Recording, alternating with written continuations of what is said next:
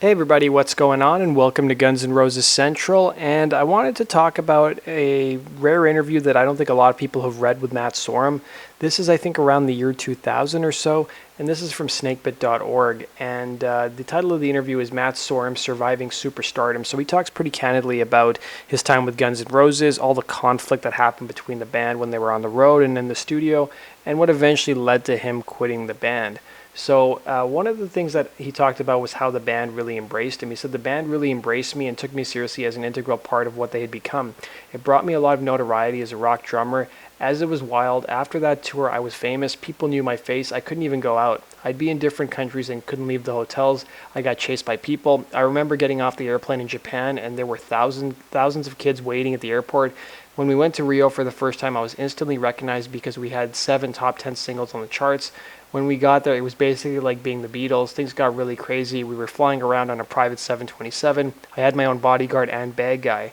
We all had our own limos. We did 2.5 years of stadiums, and it was huge, and my life changed. And he went on to explain, I got very rich very quick. A lot of people came around, people who weren't really my friends, and I got caught up in the wild ride. He also talked a bit about the good and the bad things that came with being in a band like Guns N' Roses. He said, I got very confused about who my friends were. My trust level sort of changed and I got out of focus. I became someone who was always on. GNR was at such a level that everybody wanted a piece. Of course, there was a ton of money and then all of the egos became involved. It's traditional with great rock bands, all the same garbage you see on VH1's Behind the Music. He also went on to say Guns N' Roses had a certain kind of energy about the way we did our business. There was all these stories about Axl and the way things went on within the band, all the bickering and political situations. A lot of it was true. It was a very turbulent time. Axl used to make us wait for hours before we went on stage. You can imagine being a drummer getting ready to go before 50,000 people, but you don't know when to turn on. The show time is 9 o'clock and Axl would show up at 10:30, so your adrenal glands are pumping and you're constantly on edge with this nervous energy. It keeps you on edge. I think somewhere deep inside he knew that was part of how he got this amazing rock and roll energy out of the band. When we hit the stage, a lot of the times we were pissed off at each other. I wouldn't even look at him. Then he would leave us on stage and take off. I'm sure everyone has heard about the stuff that went on. It was nuts. We'd go into these 10 or 15 minute jams waiting for him to come back. He also revealed a really cool story. He said, we never really used a set list. I remember in particular doing 2 sold out shows at Giant Stadium and being in a little golf cart on the way to the stage going, what's the first song? Axl didn't say anything to me. Come on, Axl, what's the first song? Axl didn't say anything to me. Come on, Axl, what's the first song? He said nothing. Then we got up on stage and they started introducing the band screaming from Hollywood, and I still didn't know what the first song was going to be. Then his bodyguard ran over and said, Welcome to the Jungle, Night Train, Brownstone. Unfortunately, with all the screaming and guitars warming up, I didn't hear him say Night Train, so I jumped up on the big drum riser, the lights hit us, and I looked out at the packed Giant Stadium and kicked into Welcome to the Jungle, and the place lit up. Then I went into Brownstone, which started with a Bo Diddley kind of beat on the drums on this huge timpani. Axl looked at me and gave me the cut sign crossing his neck. I said, no man, Brownstone. He just said, stop, and I looked at Slash and said, start the song, but Slash wouldn't start it.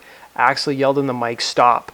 I stopped in the middle of this beat. I was so pissed off that I stuck my drumstick right through the drum head. I looked up and I was on these 50-foot screens on either side of the stage, all me with this angry expression on my face. Then Axl said, we're going to go into another song now. And that's a little bit of what went on all the time. It was complete insanity. The tour was awesome though. We did 2.5 years. We had our private jet and we flew home in '93. We landed on our private airstrip in LA and the limos pulled up. There were 35 people in our entourage on the airplane, the bodyguards, an accountant, a masseuse, a chiropractor, 2 private photographers, and a publicist. We got off the airplane and Axl looked over at me and said, hey Matt, I'll see you in a couple of years. So it was like, okay, we're going to take a break. I got into my private limo and everyone drove off in their separate directions. After that, things got kind of bad. We tried for quite a while to put a new record together that still hadn't come out. We fired our rhythm guitar player. Axl brought in a friend of his and I was hanging around rehearsal rooms for years, working on material. We had over 400 hours of jams, riffs, and songs recorded on ADAT. In the interim, I started doing other projects like Slash's Snake Pit, and I played on a few other records.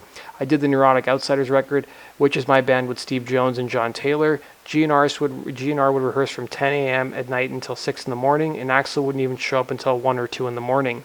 And I remember one day sitting there, it was 3 years later in 1996, thinking, I'm making a lot of money, but I'm not being a musician anymore. Somehow I've dug myself into a hole and my life has become more about my lifestyle and the money I'm making and not so much about my drumming. I had let my drumming go a little bit. I was living an extreme rock and roll lifestyle and I wasn't practicing as much. I had bought a huge ranch in Malibu and a condo in town and I wasn't playing. And when I wasn't enjoying it anymore. So I said to myself, I have to quit this band. I really didn't want to quit because I always try to see things through the end, but Axel and I got into it and he ended up firing me. Now, Matt Sorum also talked about how he got fired from the band. So apparently he got into an argument with Axel over the fact that, they hadn't put out a record, they're just jamming and they're not really recording proper music, and the fact that they should bring Slash into the band. And, there was that argument that caused him to get fired by Axel. He said a month later he ended up getting a letter from the lawyers finalizing his exit from the band. So if you guys want to read the entire interview, he talks a lot more about the cult and the differences in playing for both bands and what he did after he left Guns N' Roses. So go check out the link down below in the description box. Thanks for watching, guys. Let me know your comments below as well. Make sure you subscribe if you love Guns N' Roses and want to see more videos just like this. Take care.